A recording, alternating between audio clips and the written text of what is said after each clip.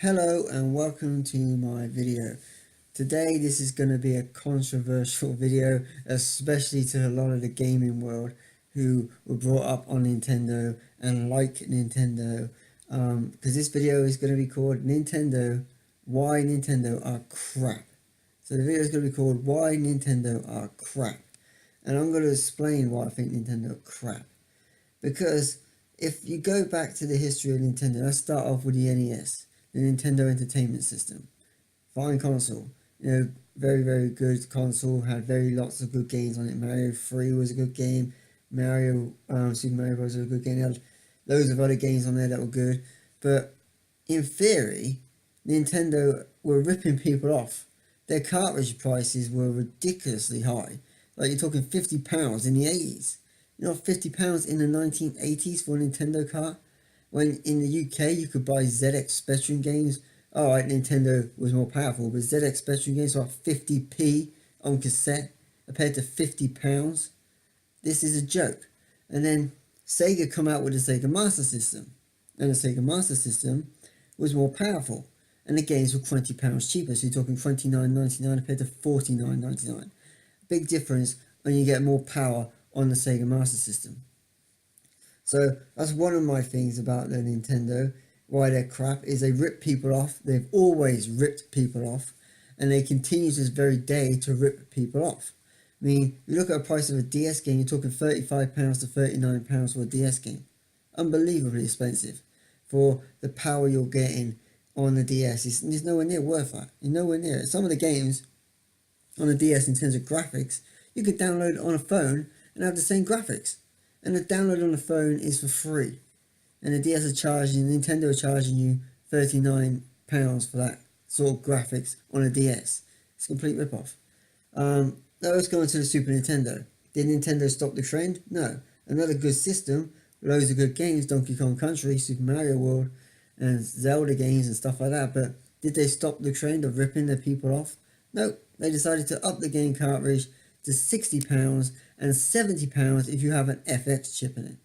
And at the same time, Sega had the Mega Drive out, giving you the same games on the Mega Drive what Nintendo had on the Super Nintendo, and they were charging you at the max $44.99. That's a massive difference, $44.99 to $59.99. Massive difference.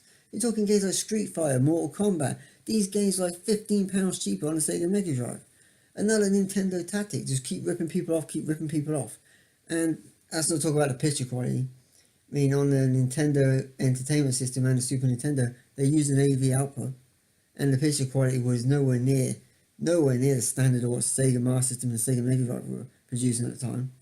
Alright, so now let's go on to another console of Nintendo, the Nintendo 64. Again, a nice console, nothing wrong with the console, but the control pads were so cheap.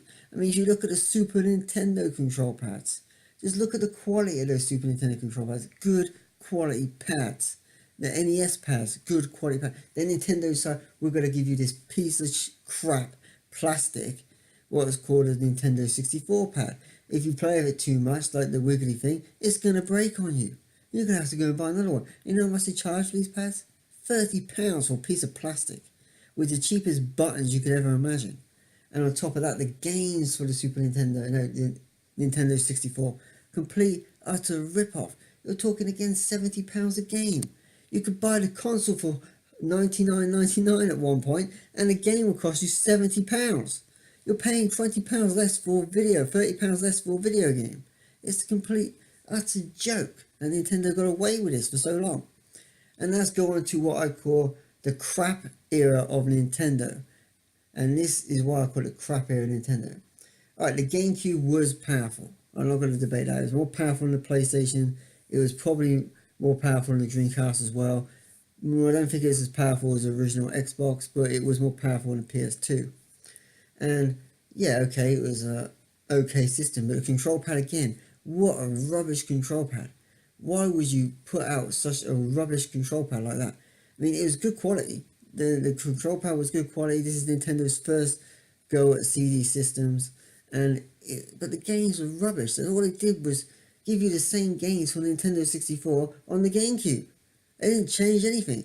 So if you had all your N64 collection and you wanted worse versions of the game, go ahead, buy GameCube. Waste your money. Because that's what it was giving you, worse versions of the games you already had on your Nintendo 64. That's when the start of the downfall of Nintendo. And then they thought, we can't compete anymore. The GameCube was heavily hit by sales, only hit about 20 odd million, the same as the original Xbox. Nintendo were on a downfall. Every system since the NES has dipped in sales. So they thought, well, we can't compete anymore. We're going to have to target old people and girls and women. So this is what they did. The DS fundamentally hit the girls.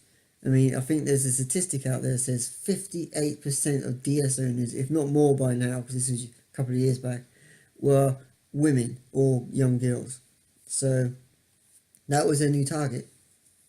Giving us crap games like Nintendogs, unbelievably crap, unbelievably coming from the company that gave you Super Mario to a company now decided to give you Nintendogs, and be proud of it. Nintendogs is one of the biggest selling games of all time and one of the biggest selling games on the DS. It's unbelievable. Then on top of that, they thought, well, now we've released the DS, we're selling well to women, let's release a Nintendo Wii and hit old people. And again, women as well. We're not going to make women out of this. I mean, Wii Fit aims completely at women. Do yoga on your Nintendo Wii. Oh, wow. Wow. Such a marvellous piece of equipment that was, wasn't it? And the picture quality. Man, the picture quality was appalling. It was like you needed a pair of glasses when you put that through your TV. It was horrible. And on top of that, the Wii was literally the GameCube technology, you know, and it's selling you at what, a more expensive price. It's like the GameCube was released in 2001. The Wii was released in 2006. 5 years have passed. They're using the same technology and they're charging you more money for it. And yet people went out there and they brought it in the millions. And mainly old people, because in the UK, old people had these in nursing homes. Unbelievable. You know, it is literally unbelievable. But this is what actually happened. And they hit over 100 million sales and become one of the biggest selling so-called game consoles of all time. If you consider standing there pretending to bowl with a TV remote control, a game console, then yeah, it's a game console. If you do yoga in front of your TV and the Wii's telling you if you're fat or not, and you call that a game and a games console, then yeah, it's a games console. But I call it a piece of crap and a complete rip-off given us by the company that's been ripping us off for over 20 plus years. Nintendo. Nintendo a complete joke. I mean, anything you can look at what Nintendo has been selling you over the years, and you look at the price they've been selling it at, it's a complete rip-off. Then on top of that, they decide, let's just release another third reincarnation of the GameCube and call it the Wii U. The Wii U was exact the same power as a GameCube. The only difference was they added HD to it. And it flunked, and it deserved to flunk. I mean, if you're going to release a games console for technology from 2001 and release it in 2011, 10-year gap, and charge a ridiculous price for it, then the only advantage you're given is a HDMI, and then you deserve what's coming to you, Nintendo. Literally, complete utter rip-off. And I can't believe anyone even brought that. Then the Mario games. Oh, let's talk about the Mario games. How badly have they fallen over the years? I mean, I think it started off with Mario Sunshine. I mean, wow, what a piece of crap that was. Let's go around with a water tank on my back and clean graffiti off the walls and clean the streets in a stupid alien-like environment. Somebody, man, I remember playing it like Hawaii with stupid-ass alien creatures on it, and Mario was going around cleaning the walls, and you're thinking, wow, that's really good. What an upgrade from Mario 64. Mario 64 at least stuck to Mario Worlds, and actually you could see the resemblance from the Mario 2D games to Mario 64. What is the resemblance on this? It's a piece of crap. You know, it was still the biggest selling game. I think it sold 11 million copies for the GameCube, and it's unbelievable that Nintendo diehard fans out there will still buy it when it gets crap. I mean, if you look at the Sonic the Hedgehog series, even diehard Sonic fans from 1991 to present day won't buy crap Sonic games. But Nintendo fans are so diehard, doesn't matter how bad Mario gets, they're going to keep buying it. And, and let's talk about Mario Galaxy. Wow, what a load of crap that was as well. Unbelievably crap. I mean, again, it was hyped up and everybody seems to like it, but what a load of crap. Mario going from planet to planet. No, seriously, what a load of crap. I mean, even the maker of Mario didn't even do that game, as far as I know. He was there and he was talking to people who were making it, but he didn't do it. He didn't design it, didn't design the game, didn't design any levels, didn't do anything to it. And yeah, people praise that as a masterpiece. It's just a piece of crap.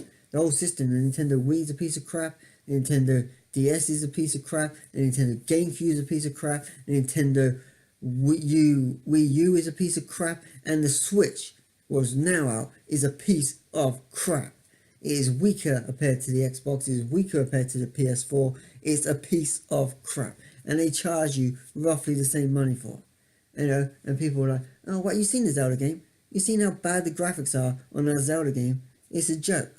If you had those graphics on an Xbox, people would be upraised about it. Like, what the hell is this piece of crap graphics doing on my Xbox? Nintendo get away with it. I don't know how much they charge their games now, but you're probably talking about 60 quid still, because that's Nintendo. Ripping people off to the screen. Game Boy, rip off. Literally, charging you the same price as a Game Gear, no colour. Unbelievable. No colour, worse the graphics, worse the processing power, but it would charge you the same price as a Game Gear? Oh, man. Right, that's all play our games in black and white because Nintendo said so. I mean, no Tetris, no Game Boy. Simple as that. I mean, they had to steal the rights to Tetris or buy the rights to Tetris to make the Game Boy even sell. Let's face facts. Take Tetris out, Nintendo were nothing. They probably would have even crashed way before because the Game Boy in the handheld market was keeping Nintendo, money coming in. They wouldn't be able to keep making game consoles about that. So Tetris basically kept Nintendo alive to this very day because it built the foundations of the Game Boy. Then after that, they bought Pokemon. Well, as far as I know, it's not really their game anyway. But there you go. They make Pokemon games as well, but they're not really the makers of Pokemon. You have to look that up. But there's another company that's involved in Pokemon. But yeah, it's another thing that saved their industry, I guess, because without the Game Boy, Nintendo would have probably filed bankruptcy quite some time ago with this, GameCube flunking and Nintendo 64 flunked. The Game Boy Advance, original Game Boy Advance flunked. And I think it's still flunked when they revamped it as the SP. So, then the DS was kicked off really poor sales when it first kicked off because they was trying to advertise it towards gamers and gamers didn't want it. So they had to revamp it to little girls and then that's where it kicked off and got its sales. So my overall view on Nintendo, they're crap. Their market now is for little girls, it's for old people, and it's not for gamers. So anyone that considers themselves a gamer, keep the hell away from Nintendo. They're crap.